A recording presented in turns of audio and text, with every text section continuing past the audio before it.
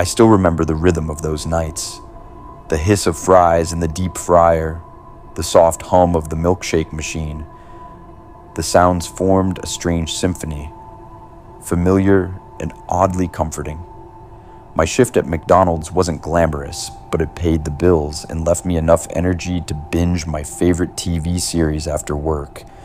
I liked the predictability of it.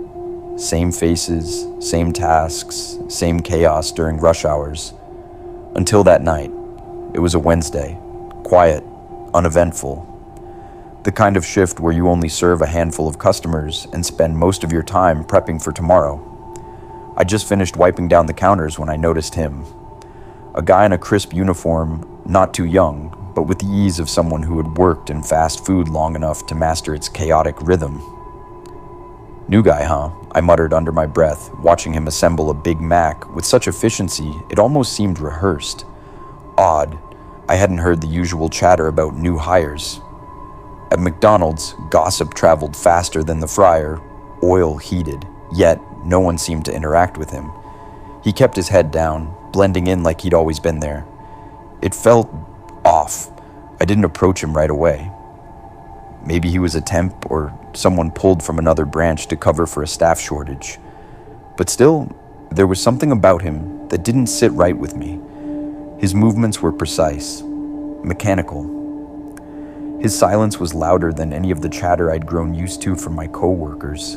No small talk, no asking where the extra sauce packets were. Nothing. As the shift dragged on, I became more curious, more unsettled. Every time I looked over, he was there, working with the kind of quiet proficiency you'd expect from a manager, not a new hire. He didn't even flinch when I accidentally dropped a tray near him. He just kept going, like a machine. By the end of the shift, I couldn't shake the feeling that I needed answers. I cornered my manager, Sarah, as she locked up. "Hey, who's the new guy?" "The one with the slick moves," I asked, trying to sound casual. Sarah raised an eyebrow. "New guy? We haven't hired anyone in weeks." "Who are you talking about?" My stomach dropped. I laughed awkwardly, trying to cover my unease. Must have been someone covering from another branch. No biggie. Sarah didn't respond, but the look she gave me made my skin crawl. Something wasn't right, and I wasn't going to let it go. The following night, I couldn't shake the unease. The thought of him, his sharp movements, his eerie silence, kept replaying in my mind like a bad TV rerun. I tried telling myself I was overthinking it.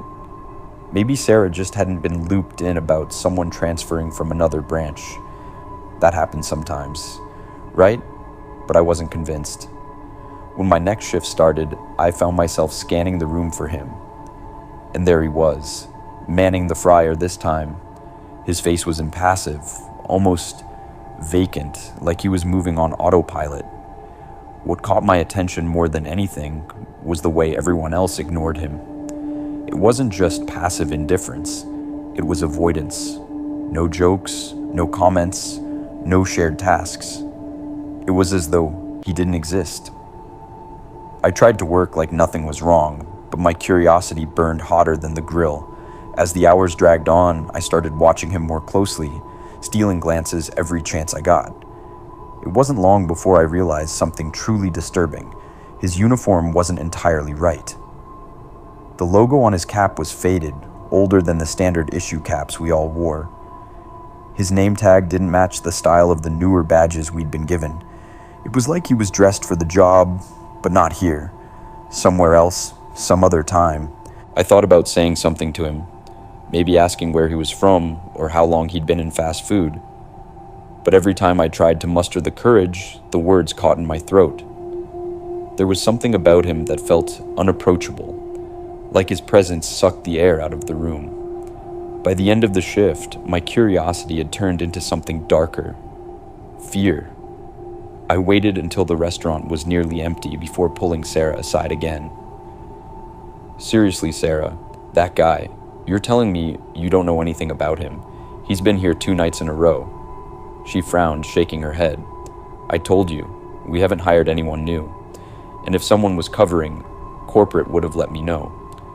I tried not to let my voice shake. "He's wearing a uniform. How could you not notice him?" Sarah looked at me with genuine concern now, her expression serious. "You're scaring me. Are you okay?" That was the moment I realized I was on my own. Whatever was happening, no one else was seeing it or admitting to it.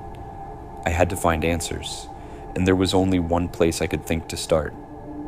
The office, where Sarah kept the employee records. The office wasn't anything special, just a cramped space with mismatched filing cabinets and a desk buried under months of paperwork. I knew I shouldn't be snooping. If Sarah caught me, I'd have a lot of explaining to do. But my gut told me I wasn't imagining things and I needed proof. I dug through the files, trying to be as quiet as possible. My hands trembled as I flipped through employee records, looking for any sign of him. Nothing. No name, no transfer paperwork. It was like he didn't exist. But then I found something buried near the bottom of the stack, an old termination notice from a nearby branch. The name on the notice caught my eye. It was his. The faded name tag, the outdated uniform, it all made sense now. He'd been fired months ago for gross misconduct, though the details were vague.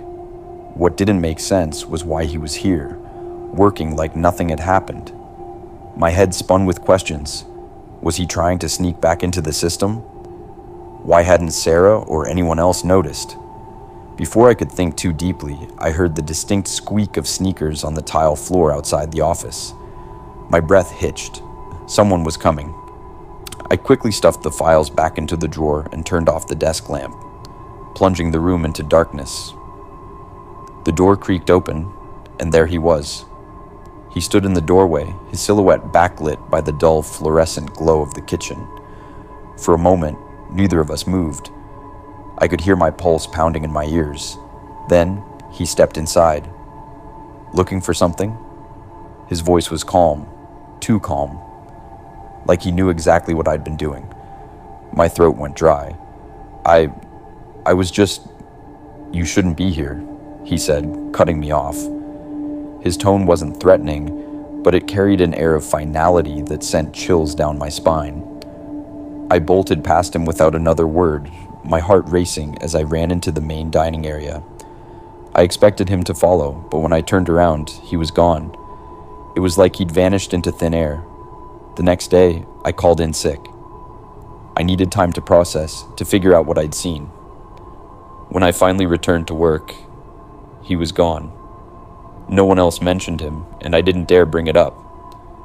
But sometimes, late at night, when the kitchen is quiet and the shadows stretch long across the floor, I feel like he's still there, watching, waiting. I never told anyone what happened, and I've stopped asking questions. Some things I've learned are better left unanswered.